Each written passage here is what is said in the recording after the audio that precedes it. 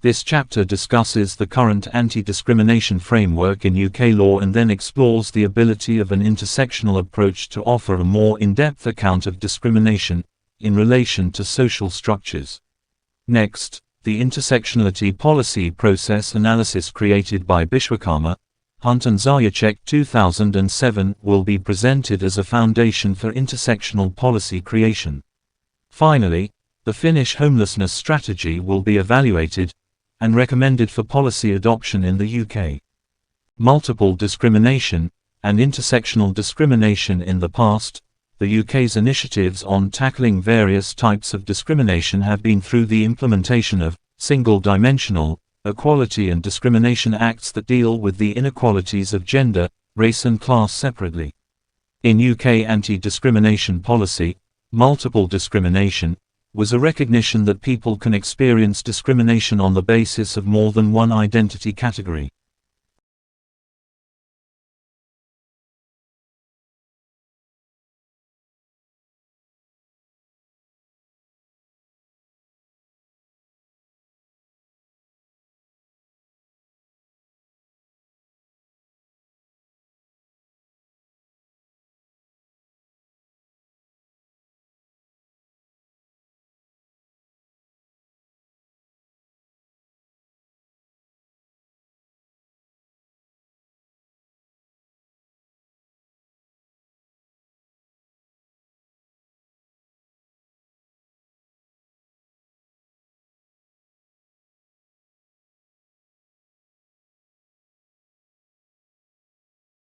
One is embracing the idea of reflective practice as a crucial component of the mentoring process. Self-directed learning, where teachers are required to think through situations they faced or can face in future as teachers, analyze problems encountered, consider a plan of action to take when facing certain situations, enhances professional development. Stokes, Fathian Diakin and Otter, 2020. Some specific tasks that may involve reflection include daily or weekly mentoring, where teachers can freely discuss aspects of the daily practice. The reflecting journal, where teachers can jot some of the occurrences in their classrooms and how they relate to their practice. And peer observations, where teachers sit down and watch one another and discuss how they handle certain activities.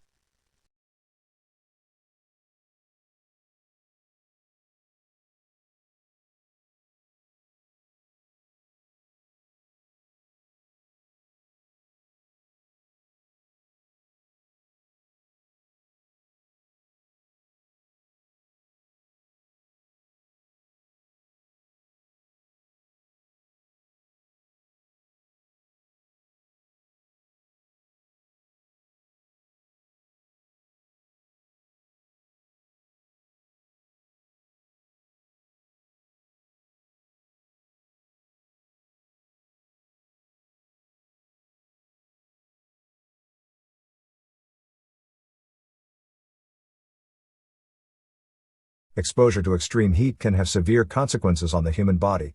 When the body is exposed to high temperatures, it tries to regulate its temperature through sweating and increasing blood flow to the skin. However, if the body is unable to cool down enough, it can lead to heat exhaustion or even heat stroke, which can be fatal. Yes, and heat exhaustion can cause symptoms such as heavy sweating, dizziness, nausea, and headaches. If not treated, it can lead to heat stroke, which can cause the body temperature to rise above 104 degrees Fahrenheit, 40 degrees Celsius, and this can cause confusion, seizures, organ failure, and even death. In addition, exposure to extreme heat can also lead to dehydration, which can cause further health problems such as low blood pressure, rapid heartbeat, and kidney damage. That's correct. Vulnerable groups such as the elderly, children, pregnant women, and people with certain medical conditions such as heart disease are at greater risk of the harmful effects of extreme heat. To prevent these effects, it is important to stay hydrated, avoid direct sunlight during the hottest parts of the day, wear loose and lightweight clothing, and seek air-conditioned environments when possible. Yes, and it's also essential to monitor the symptoms of heat exhaustion, such as heavy sweating, fatigue, and muscle cramps. If someone is experiencing these symptoms, it's important to get them to a cooler place and provide fluids and rest. If the symptoms worsen or if heat stroke is suspected, it's important to seek medical attention immediately.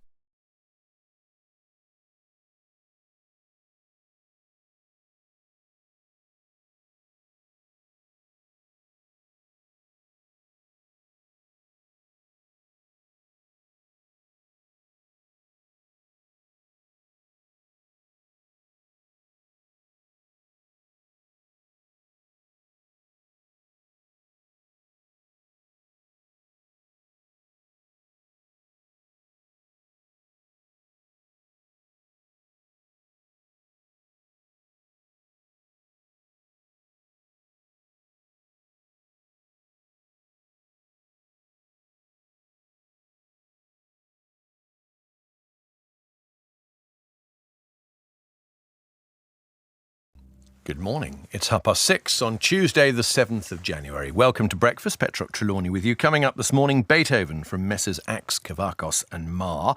Daniel in the Lion's Den, a new recording of Scarlatti from the Harmonico Consort. Germaine Taillefer writes for harp, and clarinetist Anneline Van Wawa plays Mozart. Let's start with the news headlines. Lisa Costello is here this morning. Good morning, Lisa. Good morning, Petrok. The former detective Maggie Oliver, who resigned from Greater Manchester Police because of the way the force handled cases of grooming gangs, has said legislation announced by the Home Secretary last night is a knee-jerk reaction to recent headlines. Yvette Cooper told MPs that it will become an offence for people in authority to fail to report allegations of child sexual abuse.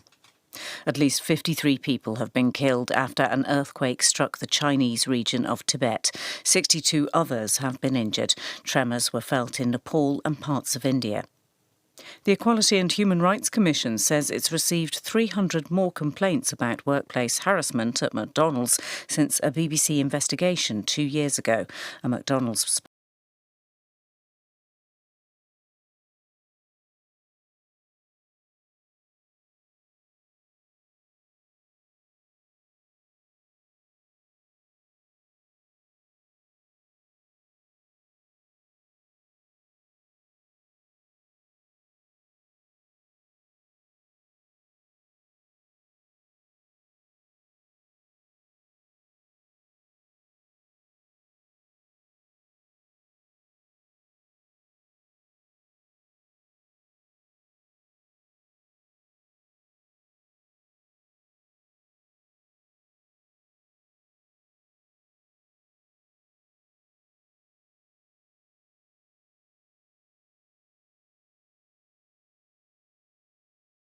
What you did there, by the way. Gone. The commentator's view.